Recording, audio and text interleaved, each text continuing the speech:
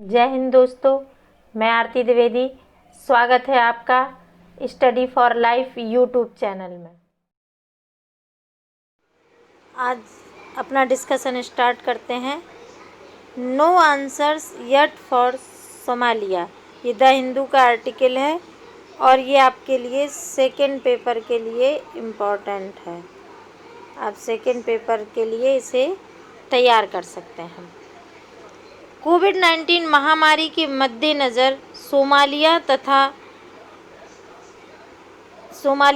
Kenya के बीच समुद्री सीमा विवाद पर 8 जून को अंतर्राष्ट्रीय न्यायालय की सुनवाई होने वाली थी, जिसे स्थगित करने की अब संभावना नज़र आ रही है। मुख्य बिंदु क्या क्या हैं? कोविड-19 महामारी के कारण सोमालिया के दो बड़े मामलों, प्रथम केन्या के साथ समुद्री सीमा विवाद तथा द्वितीय वहां होने वाले सामान्य चुनाव को अनिश्चित काल के लिए स्थगित किया जा सकता है। कौन कौन चीज़ें? समुद्री सीमा विवाद और वहां चुनाव। विवादित समुद्री क्षेत्र में ऊर्जा की व्यापक संभावना होने के कारण अंतर्राष्ट्रीय समुदाय भी मामले में रुचि ले रहे हैं। यूनाइटेड किंगडम और नॉर्वे ने सोमालिया के दावे का समर्थन किया है, जबकि संयुक्त राज्य अमेरिका और फ्रांस ने केन्या का समर्थन किया है। समुद्री विवाद का कारण जो है वो क्या है कि सोमालिया और केन्या के बीच हिंद महासागर में सीमा को परिसीमन को लेकर विवाद है। विवाद का मूल कारण दोनों देशों द्वारा महाद्वीपीय शेल्फ के आधार पर सामुद्रिक सीमा का निर्धारण है। दोनों देशों के मध्य लगभग 1 लाख वर्ग किलोमीटर क्षेत्र को लेकर विवाद है। इस क्षेत्र में तेल और गैस के विशाल भंडार मौजूद हैं। विवाद समाधान के प्रयास। कौन सा क्षेत्र है? ये रहा आपका केन्या और ये सोमालिया। ये जो क्षेत्र है ये विवादित है इंडियन ओशन का। ठीक है। 2009 में दोनों देशों द्वारा एक समझौता ज्ञापन पर हस्ताक्षर किया गया। इसमें दोनों देश महाद्वीपीय शेल्फ सीमा पर आयोग का अलग अलग प्रस्तुतियां पेश करने के लिए सहमत हुए। दोनों देशों ने इस बात पर भी सहमति जताई कि दोनों देश एक दूसरे के दावों का विरोध नहीं करेंगे। दोनों देशों ने CLCS की सिफारिशों के आधार पर अंतर्राष्ट्रीय कानून के अनुसार समझौता खोजने के प्रति भी प्रतिबद्धता जाहिर की है। लेकिन वर्ष 2014 में सोमालिया विवाद समाधान के लिए मामले को अंतर्राष्ट्रीय न्यायालय में ले जाया गया, जहां अक्टूबर 2019 में ICJ द्वारा मामले में सुनवाई 8 जून 2020 तक के लिए स्थगित कर दी गई थी।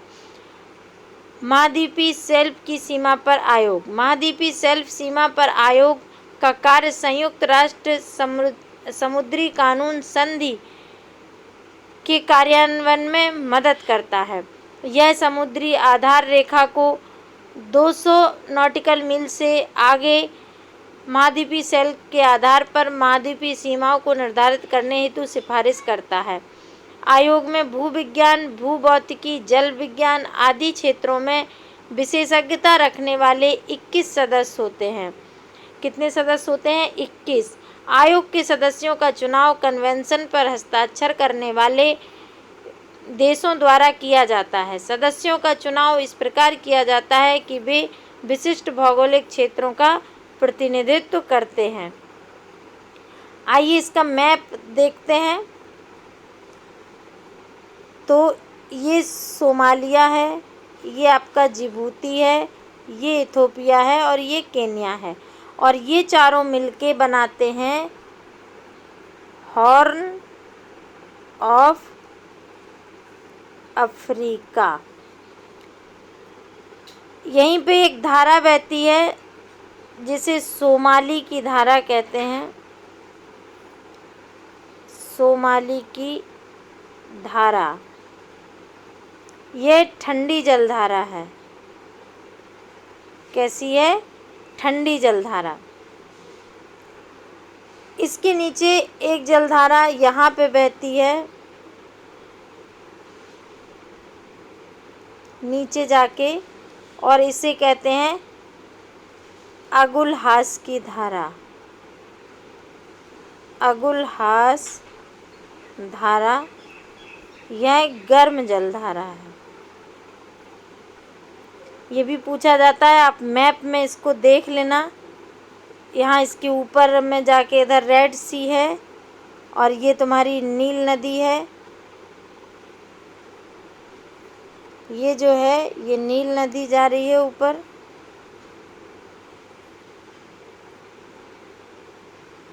ठीक है, इस पे नील नदी पर जो विवाद था वो भी कल हमने आपको बताया था। इथोपिया और सूडान में जो विवाद चल रहा था उसको कल के वीडियो में हमने समझाया था, आप उसे भी देख सकते हैं। अगला टॉपिक है चुम्बा सुरंग। ये उत्तराखंड में है।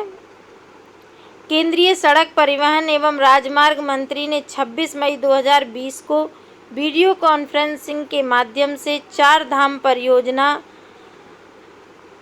के तहत चुम्बा सुरंग से वाहन रवानगी आयोजन का उद्घाटन किया है। ये है आपकी चुम्बा सुरंग। ये उत्तराखंड में है, जो ऋषिकेश से लेकर इसका मार्ग कहाँ जाता है? धारासू, और ये यहाँ सुरंग बनती है। प्रमुख बिंदु क्या है? सीमा सड़क संगठन ने ऋषिकेश धरासू राजमार्ग NH 94 पर व्यस्त चंबा शहर के नीचे 440 मीटर लंबी सुरंग का निर्माण किया। पूछा जा सकता है कि कौन सा मार्ग है, तो ऋषिकेश धरासू राजमार्ग। किस राज्य में है? तो उत्तराखंड में है। कौन सा NH है? तो NH 94। BRO प्रतिष्ठित चारधाम परियोजना में एक महत्वपूर्ण हितधारक है और टीम शिवालिक ने इस सुरंग के निर्माण में सफलता हासिल की है। कौन सी टीम थी? शिवालिक। इसके निर्माण में नवीनतम ऑस्ट्रियाई प्रौद्योगिकी का उपयोग किया गया है। ऑस्ट्रियाई प्रौद्योगिकी का उपयोग किया गया है। ये भी प्रश्न करंट में पूछे जाते हैं। यह सुरंग पूर्ण रूप से निर्धारित तिथि से लगभग 3 महीने पहले ही इस वर्ष अक्टूबर तक यातायात के लिए खोल दी जाएगी। ये दोनों टॉपिक थे। और इसमें कौन कौन से चार धाम परियोजना में कौन कौन सी परियोजना आएंगी? चार धाम परियोजना में केदारनाथ, बद्रीनाथ, गंगोत्री और यमुनोत्री को जाने वाले 889 किलोमीटर के राष्ट्रीय राजमार्गों के चौड़ीकरण एवं मरम्मत कार्य शामिल है। लगभग 12,000 करोड़ रुपए की लागत एवं तकरीबन 889 किलोमीटर की अनुमानित लंबाई वाली प्रतिष्ठित चार धाम परियोजना के तहत BRO 250 किलोमीटर लंबे राष्ट्रीय राजमार्ग का निर्माण कर रहा है, जो पवित्र तीर्थस्थल गंगोत्री और बद्रीनाथ की ओर जाएगा। BRO को लगभग 3,000 करोड़ रुपए की लागत वाले 251 किलोमीटर लंबे खंड सौंपे गए हैं, जिनमें 28 किलोमीटर से 99 किलोमीटर तक की लंबाई वाले ऋषिकेश धरासू राजमार्ग NH 94, 110 किलोमीटर की लंबाई वाले धरासू गंगोत्री राजमार्ग NH यानी कि NH 94 शामिल है, NH 108 और NH 58 शामिल है। इसमें 17 परियोजनाएं शामिल हैं। तो ये दोनों इम्पोर्टेंट आर्टिकल थे। और आइए अब हम PT के क्वेश्चन देखते हैं करंट से जुड़े हुए। उस व्यक्ति का नाम बताइए जिसे फिक्की लेडीज ऑर्गेनाइजेशन FLO ने अपना 37वां राष्ट्रीय अध्यक्ष नियुक्त किया है। तो ये हैं जानवी फोकन। अगला है, किस राज्य सरकार ने लॉकडाउन से प्रभावित होने वाले micro, small and medium enterprises को फिर से शुरू करने और कार्यात्मक बनाने में मदद करने के लिए रीस्टार्ट पैकेज की पहली किस्त जारी की है। तो ये रीस्टार्ट जारी करने वाला पहला राज्य है आंध्र प्रदेश। 1 नंबर पर रहने वाले ऑस्ट्रेलियाई टेनिस स्टार खिलाड़ी का नाम बताइए जिनका हाल ही में निधन हो गया, जिन्होंने 1958 में ऑस्ट्रेलियन विंबलडन और अमेरिकी चैंपियनशिप सहित 4 ग्रैंड स्लैम खिताब जीते हैं। इनका नाम है एशले कूपर। अगला क्वेश्चन है, अमेरिका के गैर लाभकारी संगठन अमेरिकन टोरटोइज रेस्क्यू द्वारा हर साल विश्व कछुआ दिवस किस दिन मनाया जाता है? विश्व कछुआ दिवस मनाया जाता है 23 मई को। उस भारतीय अर्थशास्त्री का नाम बताइए जिसे विश्व बैंक द्वारा दक्षिण एशिया में जलवायु परिवर्तन और आपदा जोखिम प्रबंधन का प्रैक्टिस मैनेजर नियुक्त किया गया। ये हैं आभास झा। उस स्पेनिश फुटबॉल खिलाड़ी और एथलेटिक बिलबाओ स्ट्राइकर का नाम बताइए जिन्होंने हाल ही में चिकित्सा कारणों का हवाला देते हुए संन्यास की घोषणा की है। ये हैं आर्टिस्ट अडूरेज। तो ये थे आज के पीटी से रिलेटेड कुछ क्वेश्चन और आर्टिकल। आशा है आपको ये वीडियो पसंद आएगा। अगर ये पसंद आए तो इसे लाइक करें, शेयर करें और सब्सक्राइब करें तथा बेल आइकन दबाना ना भूलें। धन्यवाद।